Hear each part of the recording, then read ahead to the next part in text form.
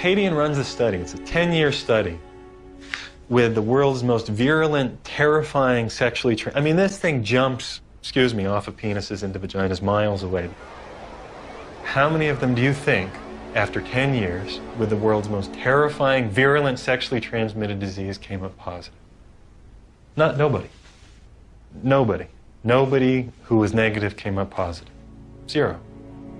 One thing I always say is that you should never judge a book by its cover. But you know, sometimes guys, you kind of can. This is Liam Sheaf, and according to the documentary he's an investigative journalist. But a quick Google search reveals that Liam prefers the title of conspiracy realist. The reason why Liam gives himself this title, and not the title of conspiracy theorist, is that he believes the term conspiracy theorist is a conspiracy theory, made by the government to cast a shadow on people like him. I don't think I could adequately explain how batshit crazy Liam is, therefore I recommend that you check out his website and YouTube channel to see it for yourself. There you will find the ramblings of a madman. Honestly guys, this guy gets a 9 out of 10 tinfoil hats on my crazy conspiracyometer.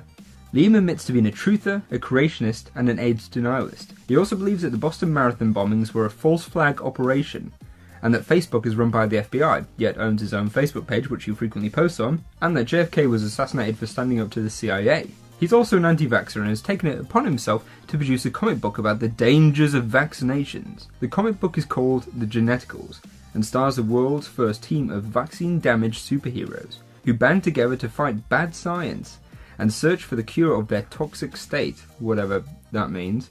You would think after writing his own superhero comic book he'd be a fan of the whole genre, but nope. One of the more interesting claims on Liam's website is that Joss Whedon's The Avengers is some kind of mind control. As for his YouTube videos, you have to see them to believe them. My favourite is called Ask a Scientist because it shows how little he knows about science. Honestly, it's really comical, and at the same time, really sad. Have you ever been hurt by a vaccine? Of course you haven't. You can't be. At least, you can't sue us for it. We're scientists. The government has indemnified all scientists from being sued, even if we kill you with a vaccine. Now a few of you out there might be saying this is nothing more than a character assassination and nothing more than ad hominems thrown at this guy, and you would be correct so far for this video. But to be honest with you, I think it's important to show the level of some people in this documentary. I mean, there's scraping the bottom of the barrel, and then there's this guy. It's totally baffling to me why Brent would want someone in his documentary who subscribes to every conspiracy theory going, especially when he's trying to produce a movie that's an objective examination of the idea that HIV causes AIDS. Because one thing we can all agree on is how objective conspiracy theorists are. The movie also stars Nancy Padian, a medical researcher at the University of California, San Francisco, and lead author of the paper, Heterosexual Transmission of the Human Immunodeficiency Virus in Northern California, results from a 10-year study, which has been discussed in the film. Now to make sure no one can say shenanigans, here's the entire clip without any edits. The vast majority of the world's population is not at any measurable risk of HIV infection. No measurable risk. Growing up in the age of AIDS, I was taught there were 3 certainties in life: death, taxes, and contracting HIV from unprotected sex. If you don't use a condom, there's a lot of chances that you can actually get the killer disease that is AIDS. I did a study of the heterosexual transmission of HIV in California, and we recruited individuals who were infected with HIV. Then we recruited their sexual partners, and we looked at whether transmission in fact had occurred. Padian runs a study. It's a 10-year study with the world's most virulent, terrifying sexually... I mean, this thing jumps, off of penises into vaginas miles away. How many of them do you think, after 10 years, with the world's most terrifying, virulent, sexually transmitted disease came up positive? Nobody. Nobody. Nobody who was negative came up positive. Zero.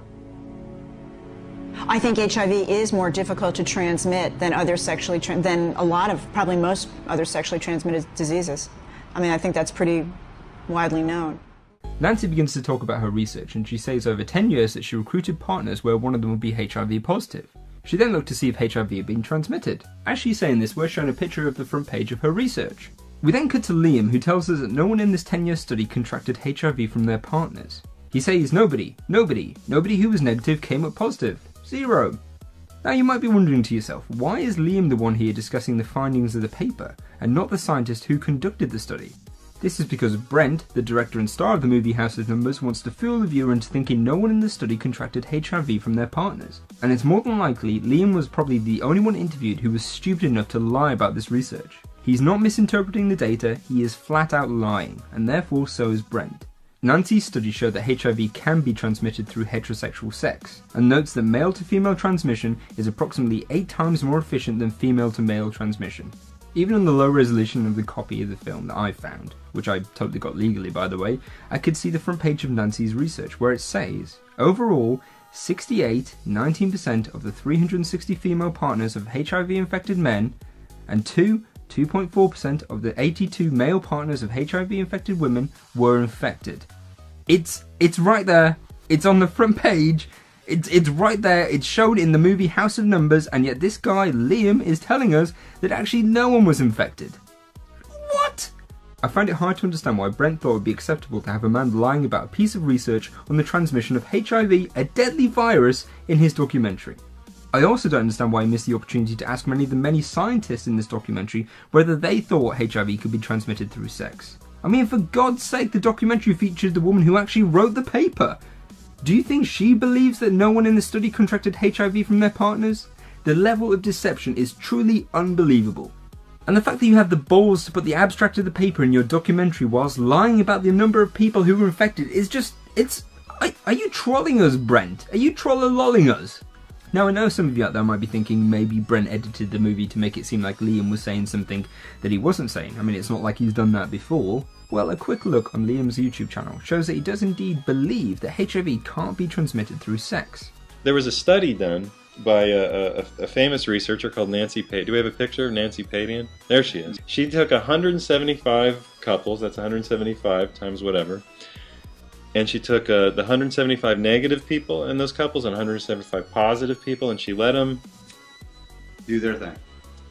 Intermingle. Here's the church, here's the steeple. Don't open the doors. They were doing everything. I mean, everything. To each other. To each other for 6 years. And at the end of those 6 years, of the positives and the negatives, the number of people who turned positive, having been negative, was exactly 0. 0. That's a 0. Now, they didn't like this. They published it, but they didn't like it, so they came and said, well, maybe it's 1 in 1,000 exposures. But that wasn't the real number. The real number was 0, and that's in the study. And this is repeated throughout the medical literature over and over again. Anywho, let's talk about the paper itself, and what it actually shows and what it was actually trying to accomplish. First, the paper, yeah, it's an interesting little read, but like everything in this world, it's not perfect. For example, it relies on volunteers to take part in this study, which will not be a fair representation of the population. But the paper is aware of faults like this. Its goal was to examine and rate the risk factors of heterosexual transmission of HIV. Now I have to stress that some people did get infected in this study. 68 females and 2 males. But there is a part of the paper that I believe Liam is referring to, and that's a bit of a spin-off piece of research where no one got infected. In 1990, a sub-study began, where couples where one of the partners was HIV positive were given counselling sessions together. These sessions focused on safe sex practices, including condom use, abstinence, social, financial and legal issues associated with HIV infection. They were also given an 800 number that they could call any time to ring their counsellor. Because of this, they found that the people in this group drastically changed how they were going about things. They were more likely to be abstinent, or to constantly use condoms, and were much less likely to practice anal sex. Because of this, no one in this little arm of the study contracted HIV from their partners. It showed that education, use of condoms, etc. really helped stop the transmission of HIV. Again, this is just one little arm of this paper. It really takes a special kind of person to look at this whole paper and say that it's the proof that HIV can't be transmitted through sex. No one who's ever understood this paper, or even read it, would ever agree with what Liam is saying. Oh wait, hang on a sec, wasn't he the guy who told us that HIV tests don't work? These tests claim to be HIV tests. I'm going to read from a section that says limitations of the tests. The specificity of the Reveal Rapid HIV antibody test for blood specimens in low-risk populations has not been evaluated. They don't know, in their terms even, how well this test is going to work in people they don't want it to work in. Isn't it funny how they work when they think it backs up his argument? Again, I have to mention that this study is not perfect. For example, it only looked at 175 couples, of which the longest duration was 6 years. And really, it's not good proof that HIV can be transmitted through sex. I mean, how do we know the people infected were truly infected by their partners?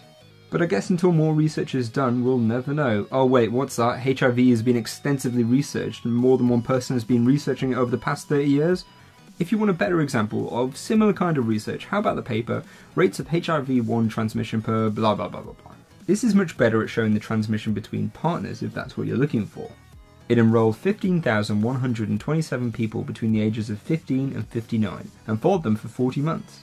And before you ask, yes, people in this study also became infected from their partners. And to make sure they were infected from their partners, their viruses were sequenced and they were found to be the same. I feel like a broken record here, but if you doubt the existence of HIV and whether or not it can be transmitted through sex, please run a search for research. You will be overwhelmed by the evidence that HIV can be transmitted this way. How many of them do you think, after 10 years, with the world's most terrifying, virulent, sexually transmitted disease, came up positive? Nobody. Nobody. Nobody who was negative came up positive. Zero. I think HIV is more difficult to transmit than than a lot of, probably most other sexually transmitted diseases. I mean, I think that's pretty widely known. Nancy begins to talk about the difficulty of being infected by HIV through sexual contact. She correctly states that HIV is more difficult to transmit than most of the sexual transmitted diseases. The problem I have here is with the deceitful editing, which makes it look like Nancy is backing up Liam's claims that HIV can't be transmitted through sexual contact. Nancy is correct. HIV is difficult to contract, as shown in the paper Rates of HIV-1 Transmission. But just because it's difficult to contract doesn't mean that it's impossible. At the same time this is happening, the movie is showing a picture of a sign that reads, "Prevent AIDS, use a condom for safe sex." By doing this, the documentary is really heavily implying that condoms are pointless because, hey, if you can't get HIV through heterosexual sex, then what's the point in using one? Now I realise when something's implied like this, it's often open to interpretation, but everyone I've shown this documentary to has said the same thing, that the film is implying that condoms are pointless. Honestly, this is sickening, and this is the point where the film changes from just batshit crazy to an actual health hazard. I can't stress enough the dangers of having unprotected sex if your partner is HIV positive, even if you're positive yourself. HIV is very dangerous and a very real virus, and is responsible for the death and suffering of millions of people. HIV can be transmitted through heterosexual intercourse, in both directions, and the best way of reducing the risk of transmission is to wear a condom. Reckless infection of a person with HIV is considered to be a crime here in the UK. If you're found guilty, you will spend time in jail and most likely have your name disgraced in the papers. In this short clip of the movie, Brent has shown us how deceitful he is willing to be. There is no doubt in my mind that Brent knows the results of this study, especially having interviewed the author and having the front page of the research in his bloody documentary. By featuring someone in the film who's lying about the findings of the study, Brent is lying himself to the people watching the documentary. By implying that condoms are useless, Brent has solidified his position in my mind of one of the most disgusting human beings who have ever lived.